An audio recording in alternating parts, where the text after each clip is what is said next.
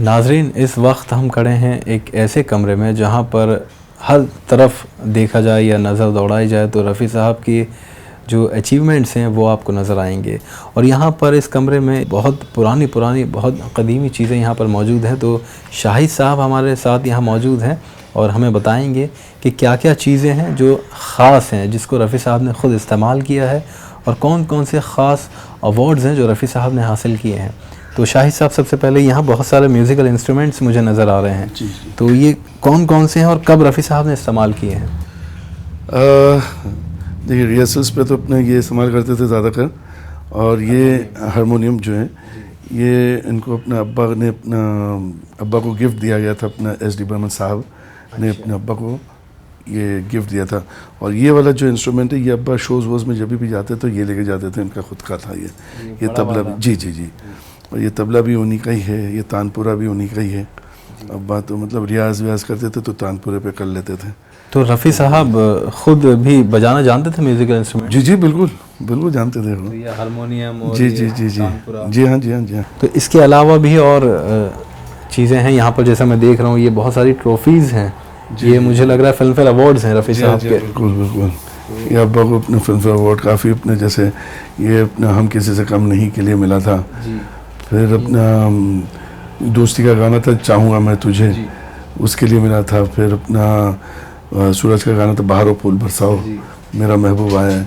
ये सब मतलब ये कुल मिलाकर 6 फिल्म फेयर अवार्ड से जो रफ़ी साहब ने बेस्ट प्लेबैक सिंगिंग के लिए अपने नाम किए थे। और ये जो बीच का आप देख रहे हैं ये हम किसी से कम नहीं, जब रफ़ी साहब ने कमबैक किया था एक तरह से तब उनको मिला था।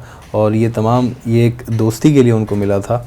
और अगर यूँ कहें कि सबसे पहला जो उनको मिला था वो चौदहवीं का चांद 1960 में मिला था, तो वो ये था। उसके बाद 1964 में दोस्ती के लिए अगर उनको ये मिला तो दोस्ती के लिए ये वो अवार्ड था। मैं इसको उठा नहीं सकता क्योंकि ये यहाँ पर फिक्स है और मुझे डर भी लग रहा है। और ये दो जो अवार्ड्स हैं फिल्म फेयर, ये 1968 में रफ़ी साहब को मिला था ब्रह्मचारी के लिए। उन्होंने गाना गाया था मैं गाऊँ तुम सो जाओ, बहुत खूबसूरत लोरी थी एक तरह से। और ये मेरे ख्याल से ससुराल फिल्म में मिला था, राजेंद्र कुमार साहब का गाना था तेरी प्यारी प्यारी सूरत को। शाहिद साहब हमारे साथ मौजूद हैं और ये वो कमरा है जहाँ पर रफ़ी साहब की अचीवमेंट्स, उनकी यादें बसी हुई हैं। और यहाँ पर एक बहुत ही ख़ास चीज़ें भी हैं कुछ, वो शाहिद साहब हमें बताएंगे जो रफ़ी साहब ने ख़ुद इस्तेमाल की हैं। तो वो क्या क्या है शाहिद साहब, ज़रा हमें बताइए। ये अब्बा का टेबल है जहाँ पे अब्बा बैठते थे जी। जैसे फैंस के कुछ भी लेटर्स आते थे जी, तो इसी के ऊपर बैठ के अपना उनके जो मोहनलाल अंकल जो उनके अकाउंट संभालते थे जी, वो बैठते थे और अपना अब्बा साइन वाइन करके फिर वो अपना पोस्ट कर देते थे। यही टेबल था, ये कुर्सी थी अब्बा की जी, ये जिस वाली पे बैठते थे। जी ये इस पे बैठते थे। तो कुर्सी आज भी ये जी पुराने वक्त की कुर्सी नज़र आ रही है रफ़ी साहब। बेशक जी। और टेबल, यहाँ कुछ प्लेट्स मुझे नज़र आ रही हैं। हाँ, ये प्लेट्स अपना एक्चुअली ये खुद अब्बा ने अपना लिए थे जी। ये जो है अपना प्रॉपर चाइना का है और अपना ये गोल्ड में अपना उन्होंने उनको पसंद आई थी। तो ये रफ़ी साहब ख़रीदारी भी करते थे, इसका मतलब उनको जो पसंद, कभी चले जाते थे तो अपना कभी पसंद करते थे तो उठा रहे बोले ले लो ये। तो इसमें कभी खाना भी खाया रफ़ी साहब? जी बिल्कुल अब्बा ने खाना खाया तभी थी। ये थर्मस था, जब भी अपने शोज़ रिकॉर्डिंग पे जाते थे तो अपना ये थर्मस में अपना चाय वाय अपना ज़्यादातर अपने चाय जाती थी उनकी।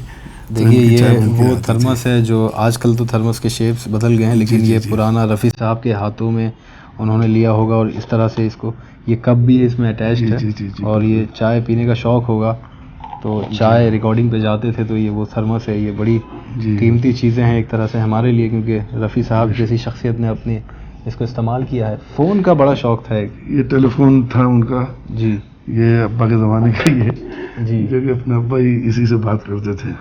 और रफ़ी साहब को फ़ोन पे जब फ़ोटो खिंचवाने का बहुत ज़्यादा शौक़ था। मैंने सुना है ऐसा कि जब भी कोई फ़ोटो क्लिक करते थे तो वो फ़ोन अपने कानों पे लगा लेते थे, घड़ी पहन लिया करते थे बाकायदा। जी। तो आप देख सकते हैं ये वो फ़ोन है जो रफ़ी साहब ने इस्तेमाल किया। और रफ़ी साहब फ़ोन पर अक्सर बातें करते होंगे या रिकॉर्डिंग्स की जो भी बातें होती होंगी वो इसी तरह के फ़ोन थे उस दौर में, आप सबको याद होंगे। इसके अलावा और क्या चीज़ें हैं आप बताइए हमें इस कमरे में। इसमें अभी ये जो है तो बहुत ही, ये पद्मश्री अवार्ड मिला था अब्बा को जी डॉक्टर राधाकृष्णन के टाइम पे जी। तो ये फ्रेम में आपने जी जी जी डिज़ाइन करवा कर- 1967 की बात है ये। जी।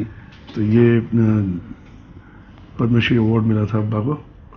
ये पद्मश्री अवार्ड नाज़रीन ये बहुत बड़ी बात है किसी को भी मिलना, क्योंकि भारत रत्न के बाद यही अजीम अवार्ड्स में शुमार किया जाता है जो हिंदुस्तान की सरकार की तरफ से दिया जाता है, और रफ़ी साहब ये हासिल कर चुके हैं। और ये नेशनल अवार्ड अब्बा को मिला है फिल्म हम किसी से कम नहीं। जी। संजीवा रेड्डी साहब जब थे अपने प्रेसिडेंट तब जी। ये अवार्ड मिला था अब्बा को। तो ये देखिए नेशनल अवार्ड इस तरह का होता है जिसमें एक लोटस या सिल्वर लोटस भी कहा जाता है इसको, जो साथ में यहाँ पर लगा हुआ है फ्रेम में, जी। और 10,000 रुपये का कैश प्राइज भी मिला होगा, जी, वो भी जी, यहाँ जी, पर मेंशन है। बिल्कुल बिल्कुल। तो ये इतने बड़े अचीवमेंट्स हैं जो बहुत छोटी बात नहीं है रफ़ी साहब के लिए। एक फ्रेम मुझे यहाँ दिख रहा है जो बड़ा यूनिक है। ये एक्चुअली आप अगर गौर से देखेंगे ना तो इसमें अब्बा के गाने हैं लिखे हुए। अच्छा। और उसके साथ साथ अब्बा की तस्वीर तस्वीर- बनाए। जो आर्टिस्ट है जी। वो उन्होंने बहुत ही मेहनत से अपने ये गाने भी अपने लिख के जी।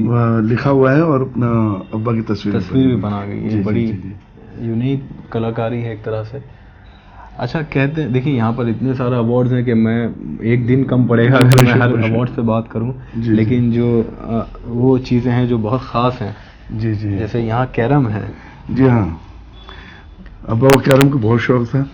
खेलते थे बच्चों के साथ, जब भी फ्री टाइम मिलता था अब्बा को तो बोलते थे आओ आओ चलो चलो चलो थोड़ा सा कैरम तो खेलेंगे। ये क्या वही कैरम ये वही कैरम है जो अब्बा जिस पे खेलते थे। देखिए नाज़रीन ये कितनी एक यूनिक चीज़ है यहाँ पर कि ये वो कैरम है। रफ़ी साहब के बारे में कहा जाता है कि कैरम का, पतंगबाजी का बहुत शौक था, बैडमिंटन का बहुत शौक था। जी जी जी। तो ये कैरम वही कैरम है जो यहाँ पर रखा हुआ है, जिस पे रफ़ी साहब ने कभी स्ट्राइकर पर अपनी उंगलियां चलाई होंगी और क्वीन के पीछे भागा दौड़ी की होगी, एक तरह से कह सकते हैं। जी जी जी जी। ये कैरम भी बहुत अच्छा खेलते थे वैसे अब्बा जी, बहुत अच्छा खेलते थे।